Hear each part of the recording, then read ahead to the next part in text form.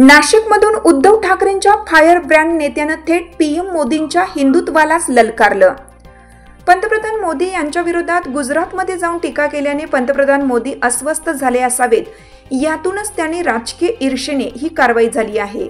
या संदर्भात देशभरात एक वेगळा संदेश पुन्हा एकदा गेला आहे। शिवसेना उद्धव बाळासाहेब ठाकरे पक्षाचे नेते संजय राऊत यांनी पुन्हा एकदा पंतप्रधान नरेंद्र मोदी यांच्यावर गंभीर टीका केली आहे। पंतप्रधान मोदी यांच्यावर टीका केली की ईडीची कारवाई होते, याबाबत खासदार संजय राऊत यांनी पुनरुच्चार केला आहे। ईडीने नॅशनल हेराल्ड वृत्तपत्र संदर्भात काँग्रेस नेते राहुल गांधी आणि श्रीमती सोनिया गांधी यांच्यावर कारवाई केली आहे। दिल्ली, लखनौ सहित विविध ठिकाणच्या 661 कोटींच्या मालमत्ता ईडीने ताब्यात घेतल्या, त्यामुळे या कारवाईला राजकीय वास येतोय। या संदर्भात शिवसेना उद्धव बाळासाहेब ठाकरे पक्षाचे प्रवक्ते खासदार संजय राऊत यांनी पंतप्रधान नरेंद्र मोदी यांच्यावर टीका केली आहे।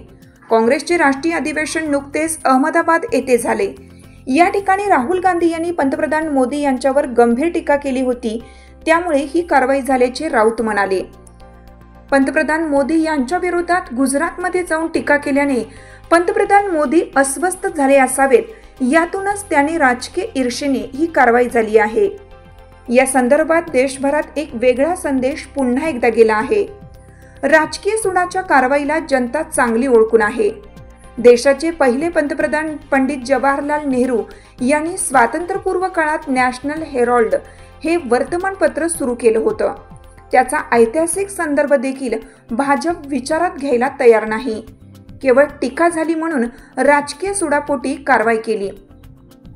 कुख्यात दहशतवादी आणि मुंबई साखळी बॉम्बस्फोटातील मुख्य आरोपी दाऊद इब्राहिम याच्या मालमत्तेला मुंबईत क्लीन चिट देण्यात आली। राष्ट्रवादी काँग्रेस अजित पवार पक्षाचे नेते प्रफुल्ल पटेल यांच्यावर गंभीर आरोप आहेत। त्यांनी दाऊदशी संबंधित संपत्ती खरेदी केली होती, ही संपत्ती जप्त करण्यात आली होती। राष्ट्रवादी काँग्रेस अजित पवार पक्षाने भाजपला पाठिंबा देताच त्यांना क्लीन चिट देण्यात आली। भारतीय जनता पक्षासोबत जाण्याचा निर्णय घेतल्यावर ज्या अजित पवार यांच्यावर गंभीर आरोप करण्यात आले होते, हे आरोप पंतप्रधान नरेंद्र मोदी यांनी केले होते। मात्र भाजपला पाठिंबा देताच त्यांची ही संपत्ती परत करण्यात आली। भाजप हा सत्तेत आल्यानंतर पुन्हा एकदा त्यांच्यात ईर्ष्या आणि सत्तेचा गर्व आला आहे, यातूनच ते अनेक गंभीर चुका करीत आहेत। विरोधी पक्षाच्या नेत्यांना आणि पक्षांना विविध कारस्थाने करून रोखण्याचा त्यांचा प्रयत्न आहे। हे फार काळ चालणार नाही, असा दावाही त्यांनी केला।